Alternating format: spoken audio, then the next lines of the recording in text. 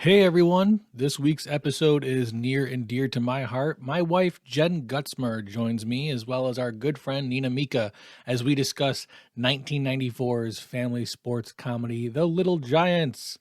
I feel like this is one of those movies everyone has seen, and it's right in line with football season. Before we kick off the episode, I want to shine our local business spotlight on 13 Verse Comics.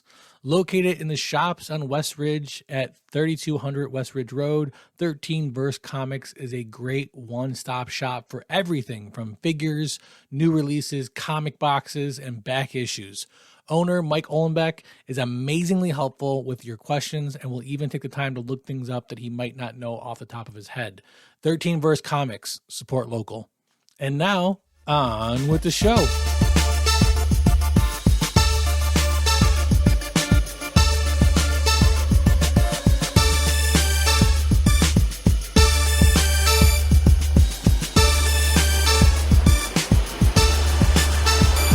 Okay, so we ended up settling with Little Giants. Nina, you want to talk a little bit about what made you want to pick this movie and how we ultimately settled on it? I won't lie. I was kind of thinking of my own childhood, and the icebox kind of reminded me of myself, and I've always had an attachment to this movie because of her. So that's what made me decide to definitely go towards this movie. Do you remember seeing it when you were a kid?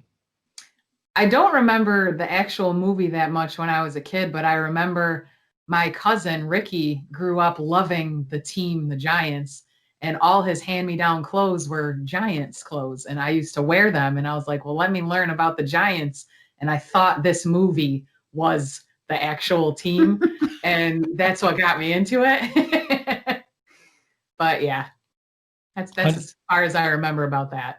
I don't know if I should call you Hun or Jen during this podcast. Weird. Yeah. Jen, do you want to talk a little bit about your experience with the movie, and had you seen it before this? Well, Bobby, I haven't had any experience with this movie, really. I've only seen bits and pieces of it. So this is the first time I've sat and watched from beginning to end. Really? Yeah. Did not know that. So Little Giants comes out October 14th, 1994. Wow. Yeah, long time ago. We are old. The movie's a 106-minute runtime, so that's a little over an hour and a half. Yeah, an hour 45 minutes or so. $20 million budget. It only makes 19.3 at the box office. So it's actually a failure by most accounts in Hollywood now, because typically when it comes to a movie, you want to earn twice as much as the budget in order for it to be really successful. To hit a break even, which is what you'd kind of consider this, a break even. It's considered a failure when it comes to a movie, but the movie goes on to become critically acclaimed, at least by audiences, and ultimately has a pretty strong cult following now, mainly because of star Rick Moranis and his kind of cult following over the years. I'm actually really surprised to hear that only made 19.3. I'm dumbfounded. I didn't know that, and I feel like it's more popular today than when it first came out, to be honest. Yeah, I mean, probably. Like I said, the movie, it's one of those movies I think everybody looks back on fondly when it comes to their childhood. You know, you have this and Goonies and some of the other kind of breakfasty club type movies with, you know, following the little kids through their trials and tribulations. Oh, it's disappointing. I won't lie. I'm a little sad about it. I feel like if it were to come out now, that it would have done much, much better. So the movie follows Danny O'Shea and his brother Kevin O'Shea, the O'Shea brothers. Opening scene is them as little kids. They're strolling down the road on the way to some sort of neighborhood football game, and you can clearly see the difference in physique and probably skill level when it comes to the brothers. Kevin is the older brother who's the all-star quarterback. Yep. And Danny is the little nerdy kid who just isn't picked for the team. I mean, literally in the opening scene. Oh. But Kevin goes on to win a couple championships in high school. He becomes All-American player during that reign. Goes on to college to win the Heisman Trophy, and eventually leaves football, but the movie doesn't really explore as to why he leaves football. You presume some sort of injury. They don't go into any sort of NFL career. So, for all intent and purposes, he's not an all-star player. He's not, no NFL impact. He's not in the Hall of Fame. He's not, a big-time professional football player. But he is big enough for this local town that he's got everything named after him. I mean, his name's on the water tower. He does have his own car dealership, which is, like I was telling my wife while we were watching it, probably the only car dealership in town. He's got like a burger named after him at the local diner and like little things like that. He is the all town hero. His brother, Danny, coincidentally enough, owns a garage, which I thought was an interesting thing that the writers did with the quote unquote better brother owning the new car dealership and Danny fixing old cars. It's kind of a play there. I thought the very beginning kind of set the tone for the whole movie, because in the opening scene where they were kids and you were talking about how they were walking down to the little football game, I remember Kevin was telling Danny, don't worry, we're going to own this town one day. But then the very next scene, 5 seconds later, they show that water tower and Danny's name is not on it. It's just Kevin. So you knew right then and there, them brothers didn't really stay connected the way they should have the whole time. So I knew it was going to be good. The next scene, which is great because they jump right into the basis of the plot, and it's Kevin is the coach for the local Pee Wee football team. He's holding tryouts, and you see a couple kids of varying skill level go through these tryouts, and then Kevin gives this speech about how he's so awesome and how it's tough for him to decide, and ultimately he picks the players for his team. And there's 4 or 5 players that are not picked. I'm pretty heartbroken, and among them is his niece, Danny's daughter, Icebox, who her actual name is Becky. Mm-hmm. Yeah, so she is the tomboy. She is the Nina, if you will. Yes, sir. and by all accounts, the people there watching the practice, she's really good. Yeah, she was really good. Other people, like her aunt was saying that she was, one of the best ones out there, but just because she was a girl, it was a problem. Yeah, Kevin even said that she was one of the best. Yeah, so she's not picked for the team and is pretty heartbroken over it. Then she goes back to the hangout spot, which is her father's garage business, and where there's a couple other kids hanging out, and some of the kids who were picked are there and they're causing trouble. So Becky hops in her little 4-wheeler off-road vehicle and chases them on their bikes. Yeah, go-kart. And chases them on their bikes through the woods, knocks them into the water and stuff like that. She then gives this line kind of off the top of her head that, you know what, we don't need your football team. We started our own. And they're like, oh, yeah, well, who's going to coach it? And she's like, oh, my dad's going to coach it. And you get this sense that this is completely off the top of her head. She's just doing this to kind of cause ruckus against the other boys and say, we don't need you. Well, this, again, being a small town, this kind of spreads. Couple old guys in the local diner get wind of it and tell Kevin, like, did you know your brother is doing this? And there's a great scene where Kevin is talking to the old guys in a booth. Danny has just walked in to order coffee or whatever, and his daughter, seeing that this is going to unfold very quickly, runs up and tells her dad, oh, real quick, by the way, we're starting our own football team. Really need you to coach it. If you could just do the things to be great, and runs out. And then that's when her uncle Kevin walks up and says, you trying to make me a fool? Like, you trying to, run me out of town or something like that. Kevin then tells Danny that, listen, you can do anything with the kids, not football. Anything else, not football. And Danny kind of takes this personally. Like, why aren't I good enough to do football? Why aren't these kids good enough to do football? You know what? We're doing football. Kevin says you can't. One town, one team. So, all right, well, the old guys chime in with let's do playoffs then. Give them 2 weeks to get this team into shape, and then they're going to play off against each other to see what team should be the team for the town. So I was a little torn at that spot. Why is that? I was kind of in agreement with Kevin. Not every kid is not good at everything. The niece clearly was good. So her specifically, she was only cut because she was a girl. So that whole part is unacceptable. But just because they want to play doesn't mean they're good at it. I mean, not every kid makes every team for everything. That's just not how it works. So I kind of agreed with him for that quick second that they're good. They do good things in other areas. They're very smart. They're very creative. They do other things. He complimented them in other areas. Mm-hmm. They just aren't good football players. I think he complimented them in a obligatory and I'm still going to put you down way. And I think that's what kind of made Danny more, you know what? I really wasn't going to coach this team, but now I feel like coaching this team. And that's one of my favorite parts, one of my favorite scenes when he finally stands up and shoves it to the brother. Yeah, I mean, he tells the brother basically, listen, I've been following you my whole life. Because the brother's got this catchphrase like, I knew you'd see it my way. Yeah. And Danny's like, I don't see it your way. I've been seeing it your way my whole life. I'm tired of it.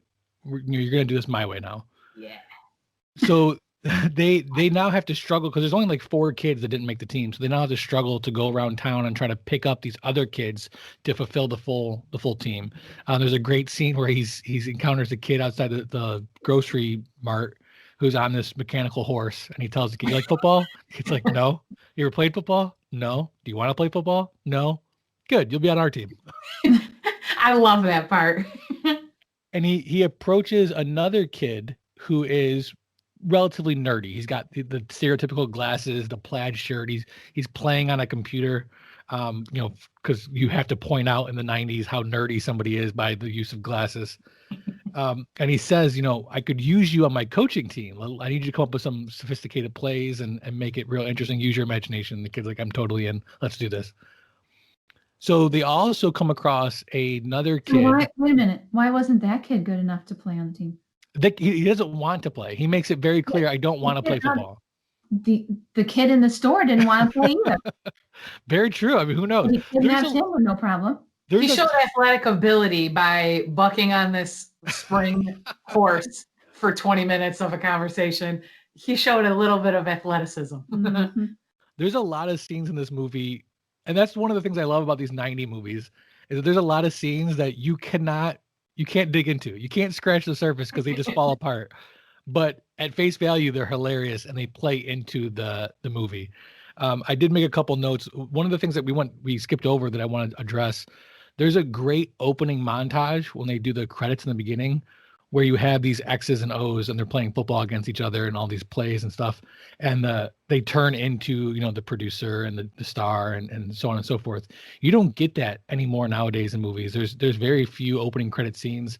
It reminded me a lot of another Rick Moranis movie, the Honey, I Shrunk the Kids, that has just a classic opening like cartoon scene where the names are showing up as these, people are shrunk down and the fly swatters chasing them. And I very distinctly remember that because it was like a mini cartoon before the movie.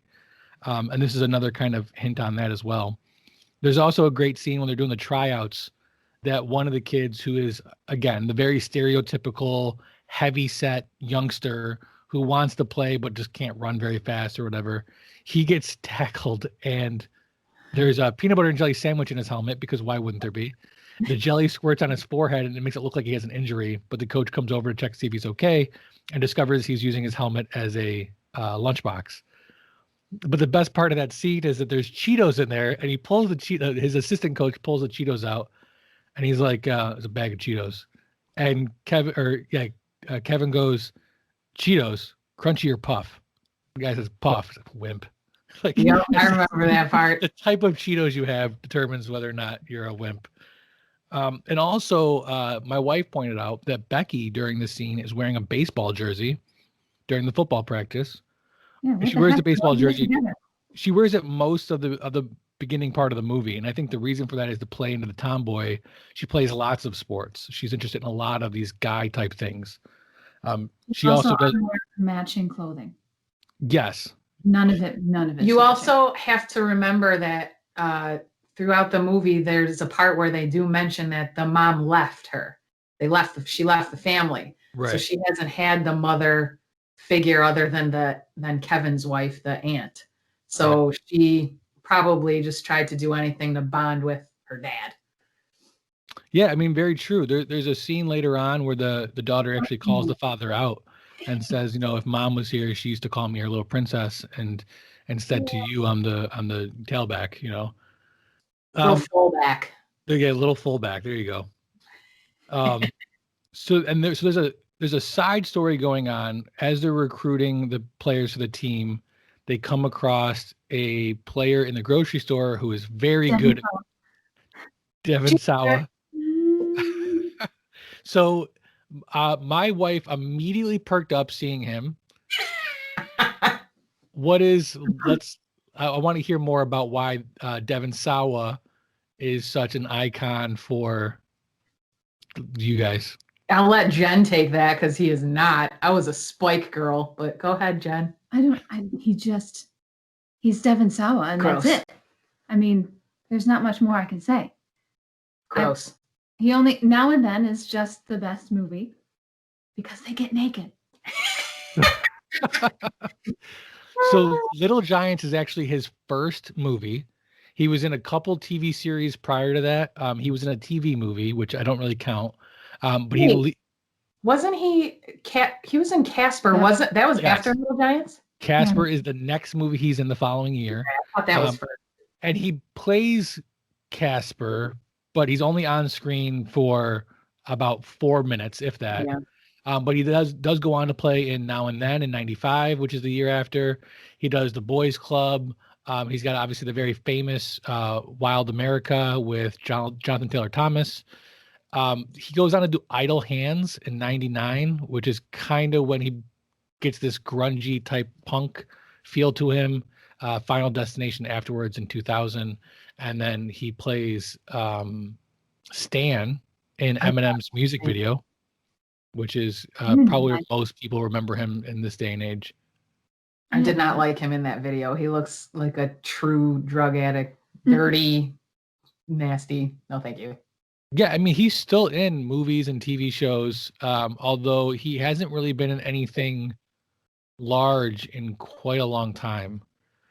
The Exorcism of Molly Hartley, I think, was I never saw it. Yeah, that was at least a movie that went to theaters. But anyway, so he plays Junior. He is a great throwing arm. He's throwing toilet paper into a grocery cart in the middle of the store because why not?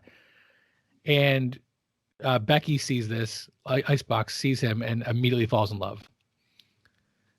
They ended up getting him on the team, but this spurs a side story that takes place where Kevin O'Shea, played by Ed O'Neill, his daughter wants to take part in the football somehow and decides that they're going to do cheerleading.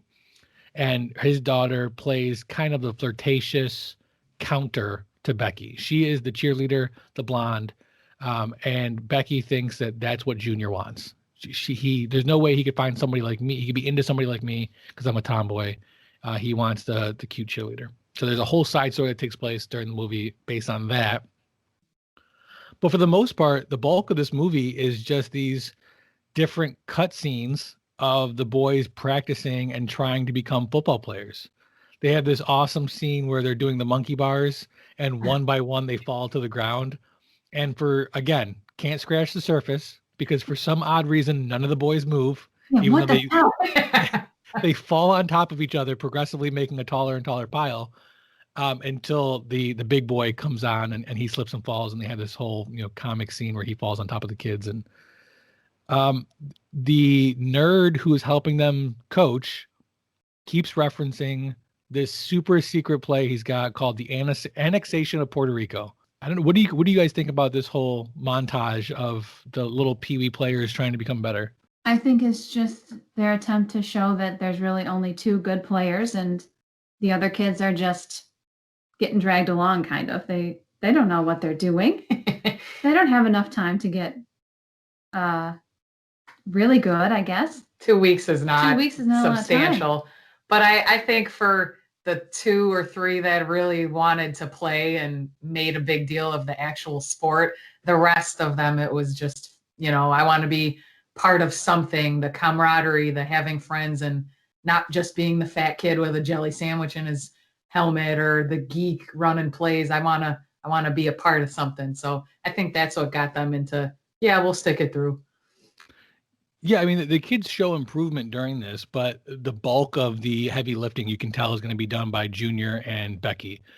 She's obviously one of the best players on the team. So is Junior. He's got a great arm, but you Yeah. have like the wide receiver can't catch. He can catch toilet paper, but he can't catch a football for some reason. Hot hands hanging. Yeah. And you really feel for these misfits. I mean, it's literally the classic story of the misfits versus the Joe Schmoes, if you will, versus Globo Gym. It kind of reminds me of the movie The Longest Yard with Adam Sandler, when the prison guards, the elite, awesome ones, are playing the, convicts, the little giants. And I love it. It's just an adult and child version of the same movie. I love it. It really is. It really is. So in the middle of this montage, you have the two old guys at the diner calling each brother at the same time to tell them about a new kid that has just moved to town. Hey, wait. They're stirring up Did crap. you skipped the part where they're spying? Oh yeah. That's a great scene. Go ahead. Oh, me. Yeah. So they, for whatever reason, Kevin and his sidekick, the way too aggressive side coach, whatever he is, Coach assistant Butts. Coach Butts, who is in the movie a couple times up until this point, he is the assistant coach, and he is awful. He really, like, watching this movie again, I understand the whole point of putting him in. He provides a lot of comic relief, but he is like a grown man, super annoying, and super aggressively bullying these little kids for no reason whatsoever. It's horrible. Randomly, all by himself, to just be a jerk. He must not have a happy home life. Yeah, he's just obsessed with Kevin for some reason. I don't know. But they decide to spy on the little giants to see what they're up to for whatever reason, because clearly they were not worried about them, but now all of a sudden they're worried about what they're doing. And then Danny catches them doing that and calls the state police on them and gets them arrested. But the way he did it was awesome. Please, there's an old man, and he gets the little kid involved. Help me, I'm scared. It's great. He gets his brother arrested, and again, his brother's a big name in the town, so it winds up making like the headlines that Kevin O'Shea's arrested. It's a pretty funny scene. Can you also just discuss why we had to have that whole scene about him tackling his niece? Like, none of that made sense to me. First of all, why do you have 3 of the kids on your football team in your living room to teach them how to tackle? Why are you trying to get them to tackle your niece so aggressively? And third, why are you running it at full speed into this?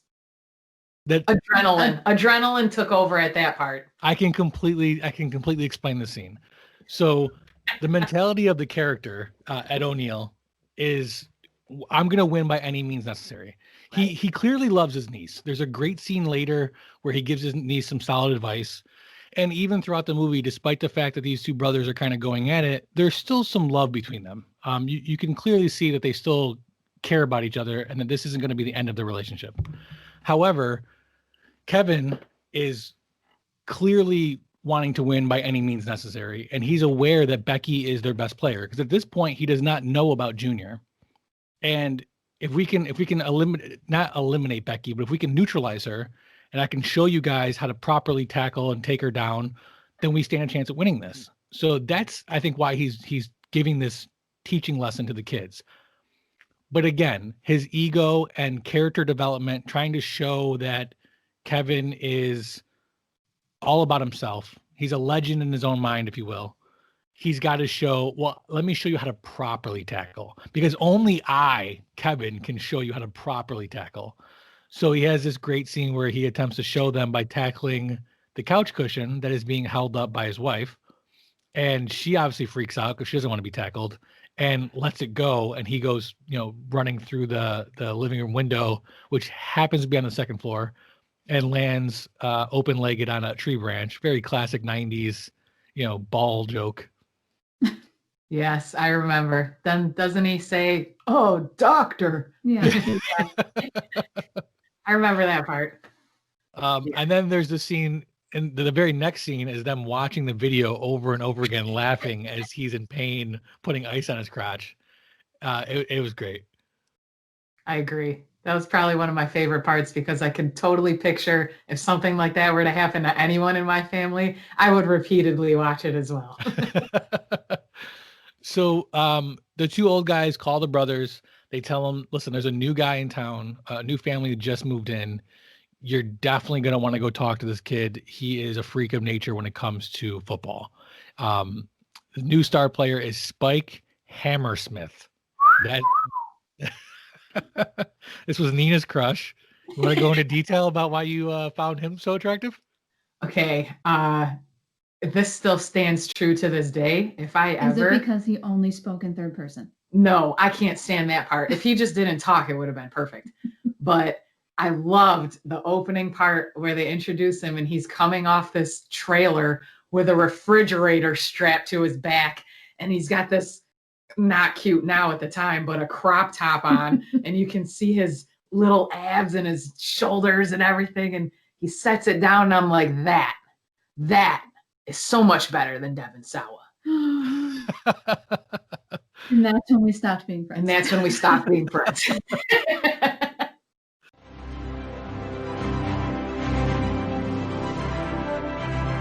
DFAT Comics is the publishing branch of Don'tForgetATowel.com, the only place to travel geekly. Focusing on creator-owned and independent titles like Hollowed, Pursuit of Plastic, and Fairy, and many more. DFAT Comics will be a mix of genres appealing to every kind of reader. Join the new source of comic book entertainment with DFAT Comics.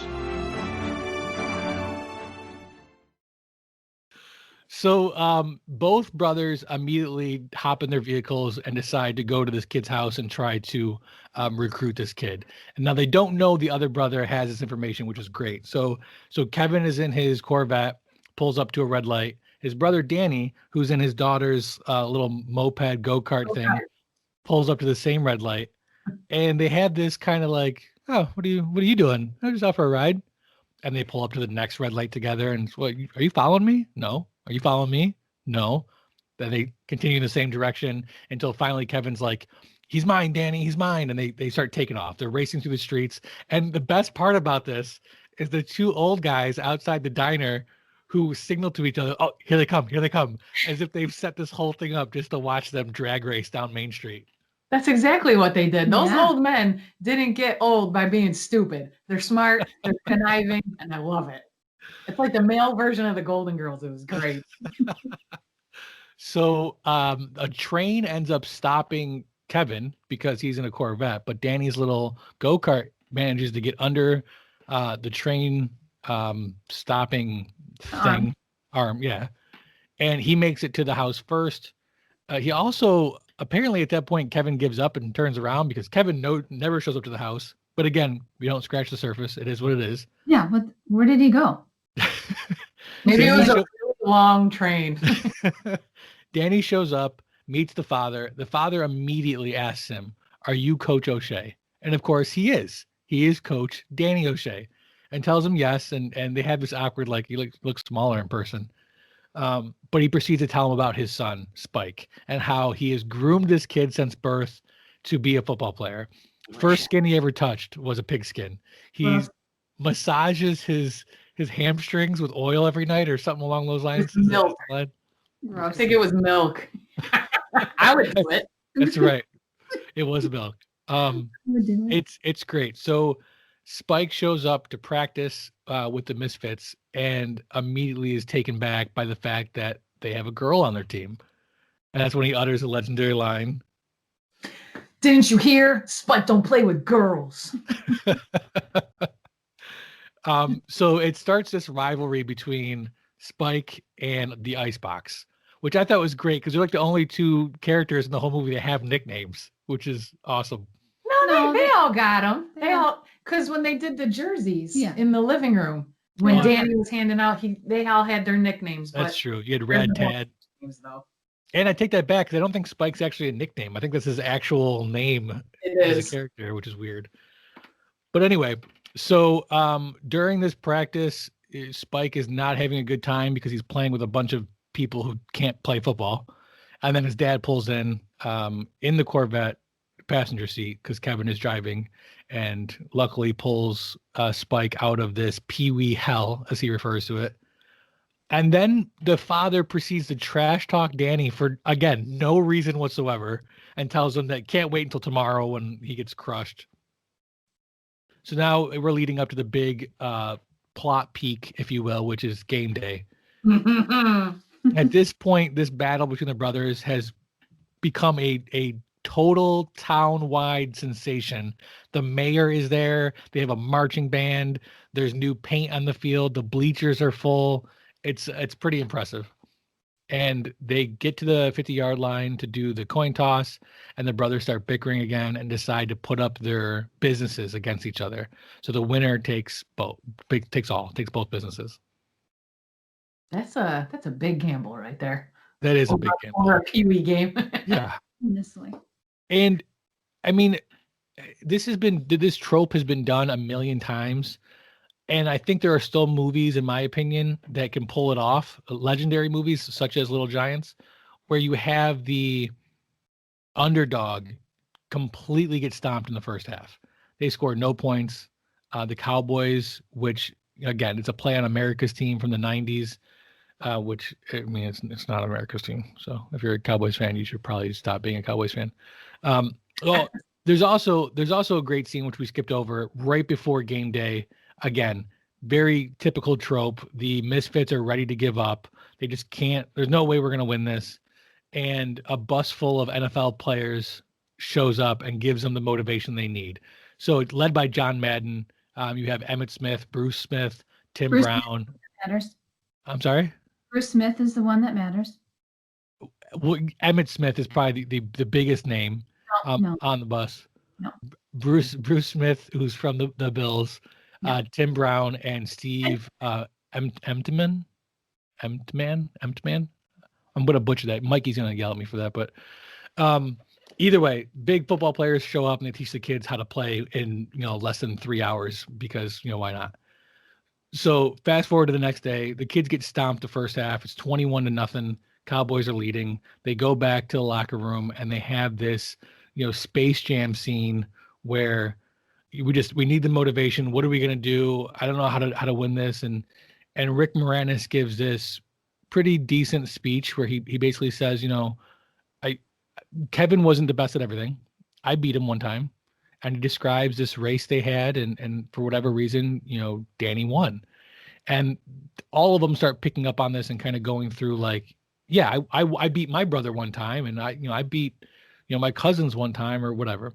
All it takes is one time, and that's kind of the ongoing mantra. They run back out of the locker room, and the very next play, which is their play, they gain a yard, and the crowd goes apeshit. We got a yard. We finally got a yard in the second half. That leads to a long pass down the field, which leads to a touchdown, and before you know it, they're back in this. The game is ecstatic. yeah. Kevin's wife is cheering for the Little Giants, which is funny. There's a couple different scenes where she's caught cheering and Kevin kind of glares at her and she puts her hands down or whatever. Well, the thing that made them not feel like they weren't going to be able to do it was because Becky wasn't there. And then, right. So they all were, without her, we can't do it. We can't do it. Yeah. So we missed that whole. Yeah. So why is she not there? Because she was trying to get pretty as a cheerleader instead of a football player. And she came into the locker room and said, I just wanted to cheer you guys on, good luck. Hope you guys do good. And then leaves because you could just tell she's just sheer embarrassed because she's totally out of her comfort zone trying to be something she's not. I love the part where, they tried to go on without her and then she got that damn itch and had to get that helmet on. Yeah, so she decides she's going to be a cheerleader because she wants to impress Junior. This is where she has that conversation the night before the game with her dad. Her dad calls her his little tailback, little fullback. and she replies with, if mom used to call me a princess and yada yada yada. And it's a great scene because typically in a scene like this, you feel bad for one of the characters. You find out the daughter's right and the father's an awful father, or the father's just trying and the girl's stuck up. But I feel like in this scene, you really feel for both of them. You feel that Rick Moranis as a dad has done his best and probably raised his daughter a little more boyish than she wanted to be, but I mean that's all he had. And he's doing all of this for her. So you get the sense that he really is a good father and he's tried his hardest, but you also get the sense from her standpoint that, yeah, you tried your hardest, but I'm now different because of that, and because I didn't have a mom and I wasn't raised as the princess that I could have been. So I thought it was a pretty emotionally packed scene. She decides to be the cheerleader and is cheering for the first half of the game. She's actually cheering for some of the second half as well. It's not till they really start winning, and I think Spike has this big play that sends her over the edge, and she throws on the pom-poms, puts on the football uniform over her cheerleading outfit, because you have to have this scene where she's got the pads on and the cheerleading skirt. It's, again, very typical scene in movies like this. She's a freaking warrior, man. I love it. She comes out. The game is tied 21-21. The Giants make a goal line stand when Becky stops Spike. She has this ultimate stop. He's on the 1 yard line, but she stops him. And there's time remaining for one final play, which of course is going to be the annexation of Puerto Rico. Mm-hmm. So this is actually inspired by an actual play called the Fumblerooski, where essentially you just leave the ball on the ground and you fake kind of a handoff and you pick the ball up and go for it. So they're going to run the annexation of Puerto Rico. So this was a play that was around prior to the movie, although the movie kind of puts a name on it and really makes it famous. It is a play that happened after that as well. The Carolina Panthers actually ran this exact play in 2011 against the Houston Texans, which was pretty interesting because it is a legal play, and I thought that was great. The movie plays on that and keeps it realistic. You said it's a legal play? Yes, it's a legal play that you can actually run. Was it successful? I don't know. Probably, I would assume so. Because I feel like it wouldn't be now. I feel like leaving the ball unattended is not a good idea. It essentially counts as a fumble. That's why it's referred to as a Fumblerooski, because when you put the ball on the ground and walk, it's a fumble. Anybody could pick it up and run with it. But if you're able to disguise it well enough and your team's the one that picks it up and goes, then it's legal. So the play is successful. The team goes on to win, and they have this great final scene where the brothers are talking like, you're not really going to hold me to that, are you? Like giving up my car dealership. And Danny agrees, rather than give up the car dealership, I'd like something else in return. And they show the water tower that originally said home of Kevin O'Shea, and it transitions into home of the O'Shea brothers. And that is a callback to the opening scene, which I thought was a cool little, final cap at the end. 100%. That was the best intro to the movie and the best exit. I loved it. So it's that easy to just change things in the town. It only took 25, 30 years to get his name on there. Yeah, right. So Jen, this is the first time you saw the movie all the way through. What did you think? I thought it was a pretty stereotypical 90s movie, but it was cute. It was very up and down. Like I said, at first I was like, well, Kevin's kind of right. So you're awful. I'm not awful. It's for real. Some of the scenes were like, why did you do that? Like that doesn't make any sense whatsoever. But it was good overall. It was cute. The director, who is Dwayne Dunham, this is really the only movie he's directed. He does Homeward Bound: The Incredible Journey prior to this. Oh, great movie. Yeah, so that's another movie he directed. He goes on to do a ton of TV movies, but there's really no other like movies that he's credited with. which you don't really see nowadays. Ed O'Neill, who obviously plays Kevin, huge movie star now. Little Giants is right in the middle, towards the end of his Married with Children run, which wraps up in 97.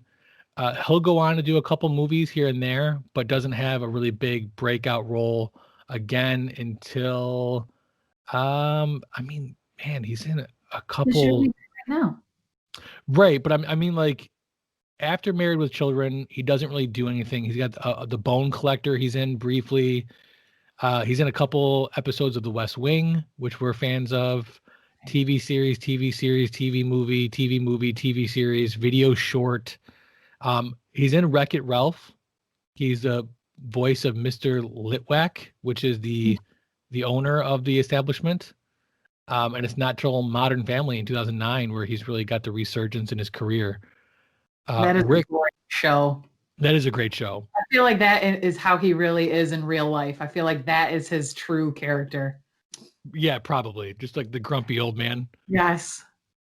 Rick Moranis, famously, so this is 94. He goes on to do Big Bully in 96, which is a great movie. In 97, he goes on to do Honey, We Shrunk Ourselves, which then becomes his last movie. In 97, his wife dies of breast cancer, unfortunately, and he's got 2 kids. So he decides to step away from Hollywood, although he says he's never actually retired, but he steps away from Hollywood to raise his kids. During that time, he does do some voice acting.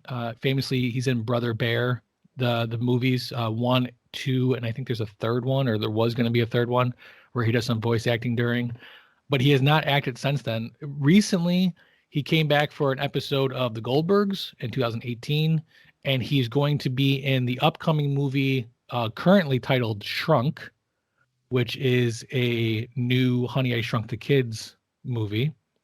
So that's exciting because he's going to reprise his role as Wayne. But yeah, pretty tragic story when it comes to Rick Moranis. Great actor, was in tons of 90s stuff that I think was, he really lended some great quality roles that I think a lot of us remember from our childhood. And to walk away from Hollywood like that. I mean, he most recently was in the Mint commercial with Ryan Reynolds, probably the first time that we've seen him in the public eye in quite a long time. Yeah, he looks totally different. Not in a bad way, just you could tell there's been a gap since we've seen him on TV. And I was so sad to hear what you just said about the wife. That's awful. Right, because you didn't know that, right? Oh, I didn't. And that's, I mean, I always assume, you see it happens all the time. People have like with their songs, one-hit wonders. The actors and actresses will have like their one shining moment and then you don't see him anymore. But like you said, he encapsulated like childhood for me. Like right. I think of him when I think of growing up. I think of Honey, I Shrunk the Kids and Little Giants. And then you're like, well, what happened? Like, and I had no idea and I never thought to even look it up, but that's awful. But life comes before Hollywood. So good for him. Yeah, he was asked to be in the Ghostbusters. I don't want to say remake because it's supposed to take place in the same universe, but the latest one with the 4 women. But he turned that down. Just basically said that he couldn't take that role because he didn't feel like the script was very good. Obviously, he's in A Little Shop of Horrors, Spaceballs, Honey, I Shrunk the Kids. Spaceballs was 87. Honey, I Shrunk the Kids was 89. I didn't realize those movies were so close together. In my mind, they're like years apart. I didn't realize there was 4 of them. Honey, I Shrunk the Kids? Yeah. Yeah. Oh, yeah. Honey, I Shrunk the Kids. Honey, I Blew Up the Kids. Honey, We Shrunk Ourselves. So there's only 3. There is a Honey, I Shrunk the Audience short that was done for like the Disney Universal type rides. It's not an actual movie. Okay. He's Barney Rubble in the Flintstones. A lot of people, forget that. The one Parenthood. Is that the one where they're locked in the basement? No, that is Parent Trap, I think. Parenthood has got Steve Martin in it. No, I don't know. Parenthood? Oh, I love that movie. Oh, no, wait. I thought it was Parent Trap. My bad. No, don't know Parent. Parent Trap is where they get locked in the basement? No, Parent Trap doesn't even have Rick Moranis in it. Parent Trap is the twins. Yeah. Yeah. What's the movie called where they get locked in the basement?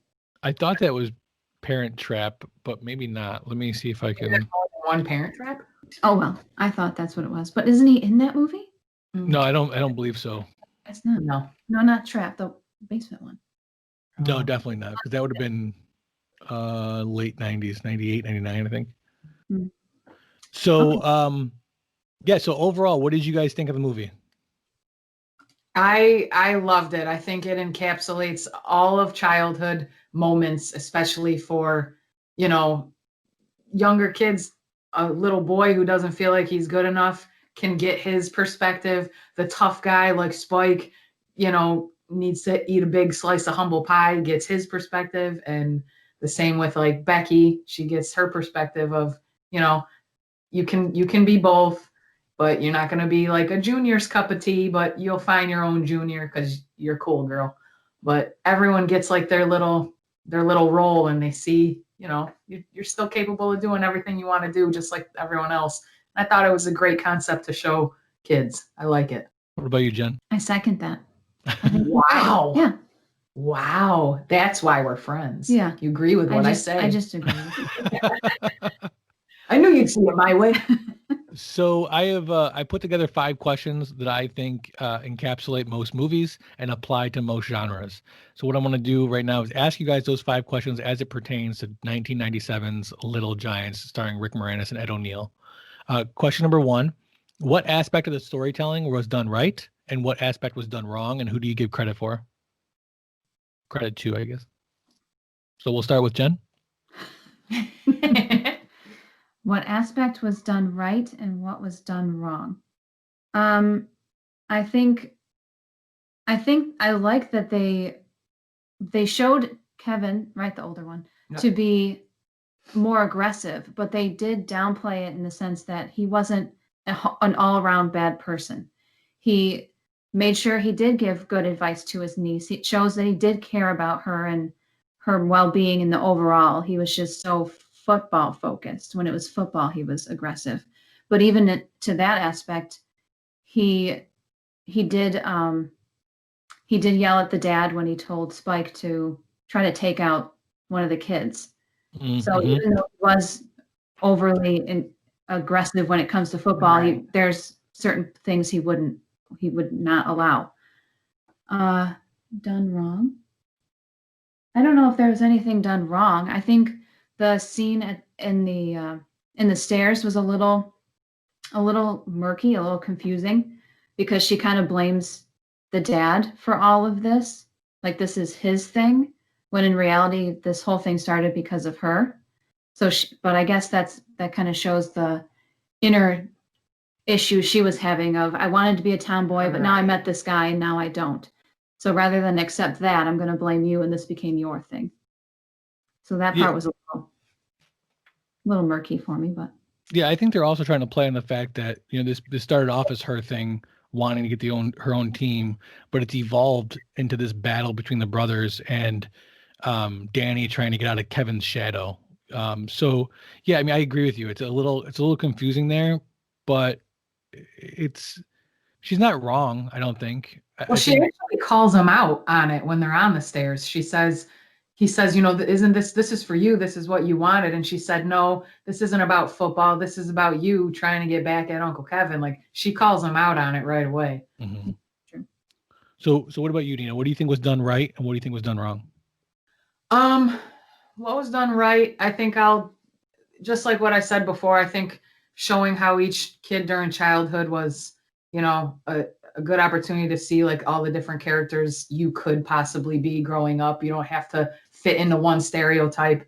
And I also think they did a good job of Kevin's wife kind of in one scene, like when the older brother Kevin was like trying to talk to Becky about, being the girl, and, Junior, you're a teammate. Junior's not going to like a teammate. He's going to like the cheerleader.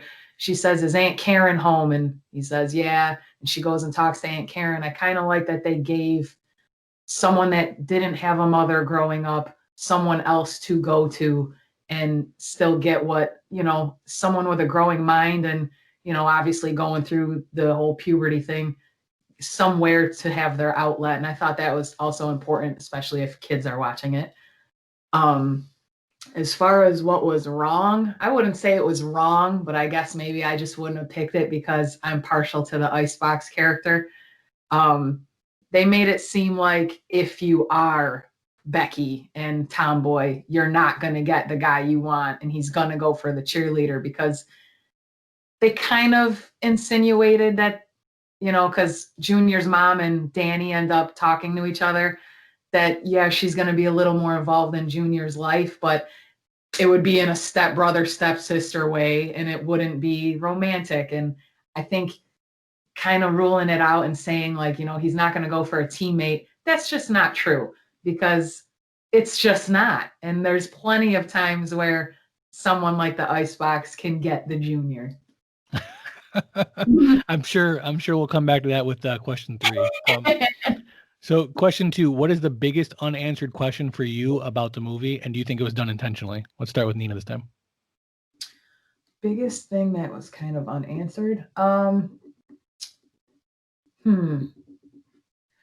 guess maybe I never really thought about that, but one thing that kind of pops in my head is the same way that Becky was portrayed as the tomboy because she didn't have a mom. I'm wondering if maybe Spike didn't have a mom because he turned into like this psycho steroid 13-year-old and all about his dad. His dad was in the military, this, but they never show anything about his life and why he's a very aggressive, angry little boy. And there's got to be things that make you that way. So I always wondered why he was that way. Like, he's the same age as all of them and just so angry. So that was one thing I wish maybe they would have touched on a little bit. Do you think that was done intentionally, not to give him a backstory like that? I think kind of like when you say, we just got to scratch the surface. That's it. I think that's kind of like what they did. You can only make a movie so long and keep people interested. Something like that. And also, how Danny and Kevin were so different. Like, you don't get to see certain things that make you wonder why they ended up the way they are, but you kind of just got to take the character for what they're presenting it to you in the movie and roll with it. Yeah, I think it was that the time thing for sure. You can only delve into so much and do so much character development, and his character didn't warrant that. But in addition to that, think about how the impact that had on Becky from your point of view. It humanizes her. It humanizes Rick because you see that they're more human and they're a product of their surroundings and their environment. Whereas a character like Spike, you probably don't want to humanize. You want him to be the aggressive meathead and just take it for what it is. So that could have had another impact as to why they didn't do that. Yeah, I agree.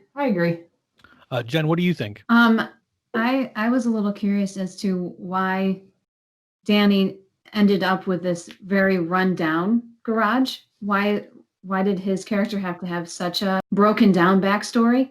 It was very drastic, where Danny's like rich and famous, and why is the mayor asking him advice? It just seems like a lot one way, and Danny got a lot of nothing. I think it kind of makes it seem like how they didn't have the mom and the wife was gone. You're always portrayed that way when you're by yourself, or it's just you and the kid, or just you and one other person. When you have a married couple, you tend to thrive and succeed. And I don't know, I think they kind of it shows the underdog poor, and always it always plays that way, I feel like. I agree. I think one of the things I really love that this movie did is at no point in time do you get the sense that Danny is sad about it. Like you said, he has a rundown garage, although it's on a huge plot of land and he's got multiple buildings there. So you got to imagine he's making some money there. He's got a nice house. He's obviously taking care of his daughter, and they play into the fact that the mom has left them, which clearly still has some impact on both of them. But he's always smiling. He's sticking up for his daughter. He's willing to go head to head against his brother. Like, you get the sense that life didn't hand him the best deck of cards, but he's still happy about it. He's still he has a good life and is happy where he is, which I thought was great. I just want to say one other thing on that. In the scene where Kevin and Danny were both on their way to go get Spike and go meet Spike, and they had Danny in the go-kart and Kevin in the nice car. That was a symbolism right there. And the go-kart won. So it doesn't matter, the poor stuff. Proceed. Very, very well done. Question number 3, personal connection is important. Was there anything that happened in the movie that reminded you of a real life story that happened to you? Let's start with Jen on this one. I don't think it's a specific real life story, but I can definitely understand. I wasn't as tomboyish as Becky, but I can understand the whole wanting to get some attention and switch over to being more of a cheerleader-ish type person. I didn't want to be a cheerleader, but I can understand being more girly and having that persona versus a tomboyish look. You want to be seen a little differently all of a sudden. So I can understand that transition when that happens. Okay. Nina, what about you? I'm sure there's nothing about this movie that reminds you about your life at all. I don't think anyone else should have played this movie except me. So I should have been the icebox. But no, 100%. My mom didn't leave me, but I was obviously 99% of my youth was attached to my father, and I grew up 100% tomboy. I would say more so than Becky. And, when you finally get to the point in your life where you're starting to get interested in boys, but you're just not the cheerleader type, you go through that, that scene where her and Junior were talking, and she's like, oh, do you like that? You like the cheerleader type? You like the pretty girls? And he doesn't want to come out and say, yeah, because he knows it'll hurt her feelings. And that's kind of like what my whole life was. I would be interested in a guy, and I wasn't the pretty girl yet. I was still covered in mud with holes in my clothes.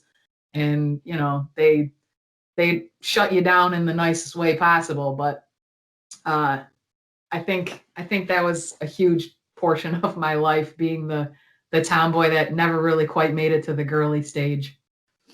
And we're all still waiting for that. I know. You'll keep waiting too. If you're in any trouble about it, I'm going to whoop you. Question number 4. What is the most important sequence in the movie? Nina, we'll start with you.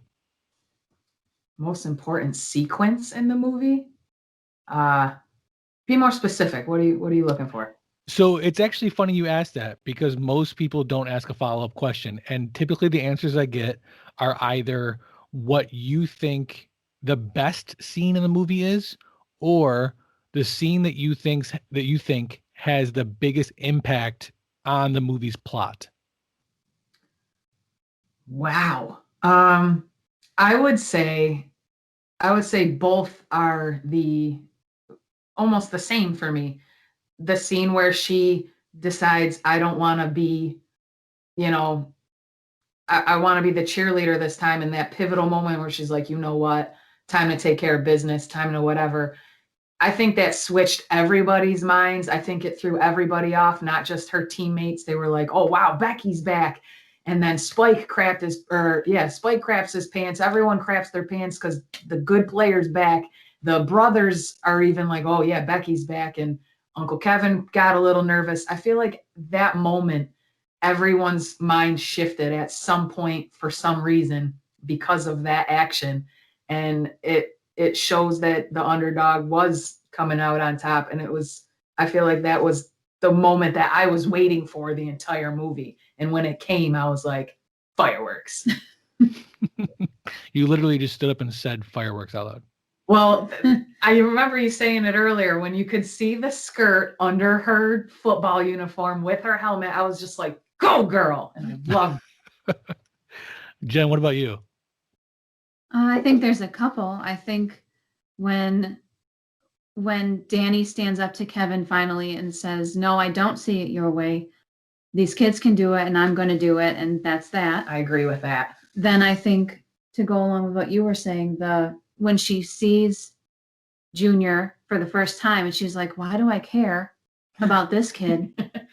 And that kind of trigger happens to her where she's like, well, wait a minute, I guess I do kind of like boys. I don't like boys. Yeah. And then at the end, when she decides, well, I can do both. I still like football. I'm not going to pretend that I'm not this person anymore.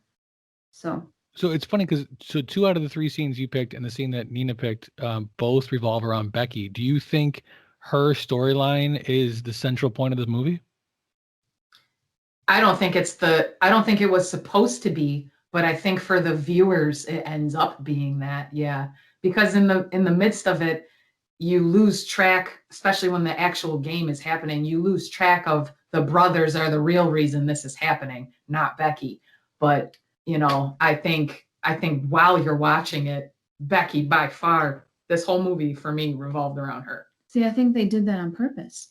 I think they would have just kept going status quo of Kevin's the better one, Danny does his job, they have their roles, and that's it. But when she decided, no, we can do this too, Right. that's when Danny finally perked up and was like, yeah, I can stand up to my brother and do all these things. So I think it is her. She's the driving. This director point. did a great job. I just want to say, now that we're talking about it, I'm just like, this couldn't have been platted out better. So that it's funny because that leads into the next question. If you could recast two roles in this film, what roles would they be, and who would you recast in them, and why? So we'll start with Jen this time. I wouldn't have recasted anybody. Perfect the way it is. I don't know. It's hard to say because right now I'm not thinking of children actors. I'm thinking of adults. So, but if I had to like pick somebody that would be a girl version of the Icebox now, I would pick somebody like what's that? I want to say she's Puerto Rican. Dang. She always plays like the tough chick in the movies. I want to say her last name's Rodriguez. Michelle Rodriguez? Yes, her. I feel like she would be a phenomenal Icebox because she's very pretty, but you definitely don't feel the delicate nature about her. I would want to say I'd want to pick someone else for Junior because I just don't get that whimsical feeling that my partner over here gets. But Mark Wahlberg, maybe. Your legendary obsession with Mark Wahlberg. Yeah, Mark Wahlberg, if you listen to this podcast, I love you.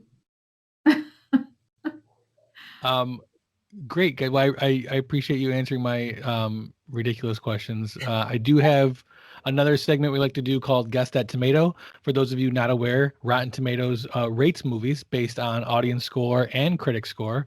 And one of the things I love to do is have my guest guess the audience score for the movies that we have been talking about. So for this one, it's 1994's Little Giants, starring Rick Moranis and Ed O'Neill.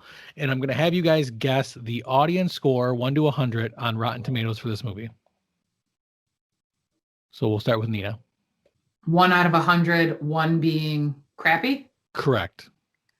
How many people are we talking about? Like, this movie, I can tell you right now, has 59,389 votes. I'm going to guess because I have a particular attachment that it's not going to be as high as I would give it. So I would say maybe 1 out of 100. I would say we'll go with the classic 69. Good guess. Jen, what do you guess? I'm going to say 75. 75. Okay, now what I'm going to do is I'm going to give you guys the critic score, which will help you not at all, because as we've learned previously on this podcast, the critic score tends to be no relation whatsoever to the audience score. The critic score for this movie is a 36. Oh, shut it down. Garbage. I'm also going to give you 3 other movies that are within 2% of this movie. So the 3 movies I'm about to name are plus or minus 2% of this movie's score. Which score? The critic or the audience score? Okay. Movie number 1, Sonic the Hedgehog, 2020's Sonic the Hedgehog. Oh my God. Movie number 2, Justin Bieber's Never Say Never. I'm leaving. Oh no. This is not right. Definitely one of Nina's favorite. Came out Garbage, in 2011. trash. He's just like movie number 3, The Hobbit, An Unexpected Journey. It's a which good I'm sure both of you have seen. I have, and that's a good one. Nice.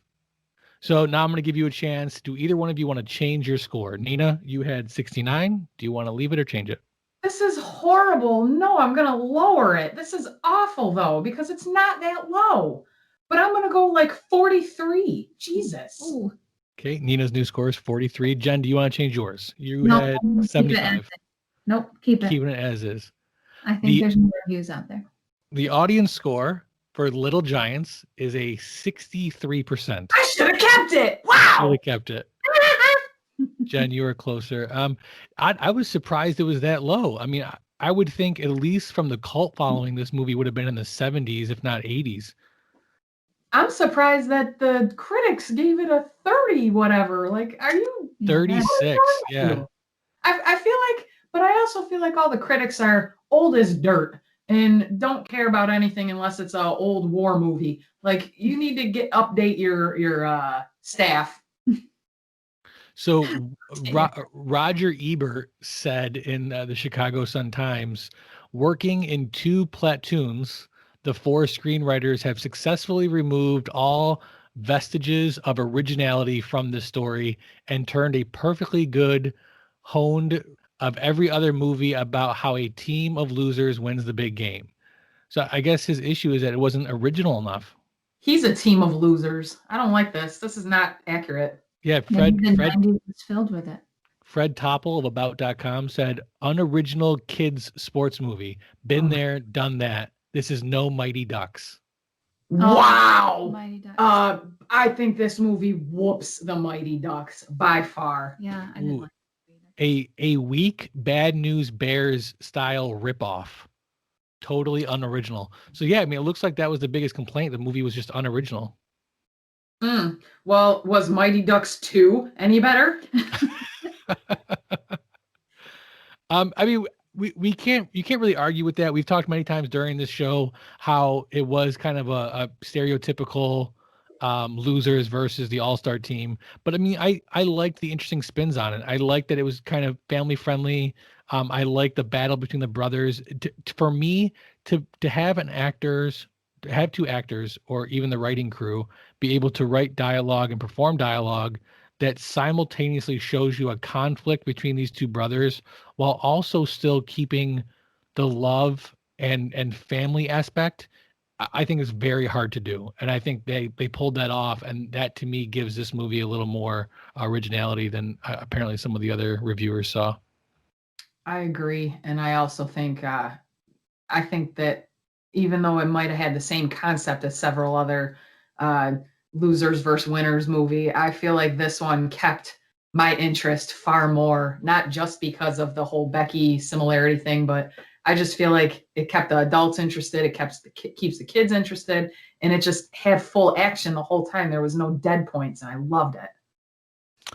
So one last thing before we sign off, guys. It's a firm belief of the owners of Don't Forget a Towel that everybody geeks out on something. While it might not be movies and comic books, it might be gardening and playing football in your cheerleader outfit.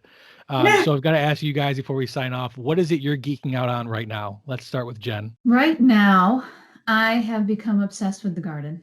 I want to grow everything and anything that I can in that garden, including money. And that's about it. I guess I'm trying to read more of the comic books, but I'm still trying to find my space. I don't know which ones I want to look at. Good for you. That's awesome. I know you're looking into Wonder Woman, and you found a Back to the Future comic book, which I thought was kind of cool. I'd never seen those before. Yeah, I think that's where I'm going to head, towards the Back to the Future ones. Good girl. Nice. Nina, what about you? What are you geeking out on? I will forever be geeking out on my dog. I love Doc with a passion, always will.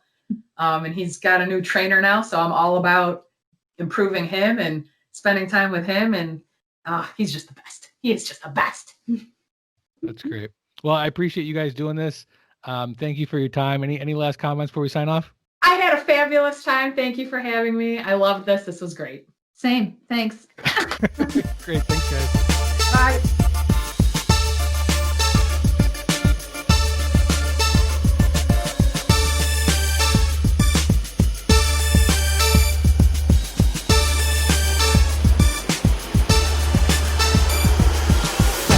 Hana you to match Nina's volume.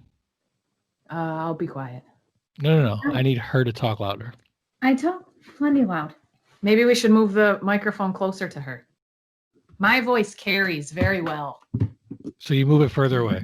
Okay. Oh So my gosh. Is this going to be that beginning part? what beginning part? Don't lie. What are you talking about? Go He's closer. lying. There you go.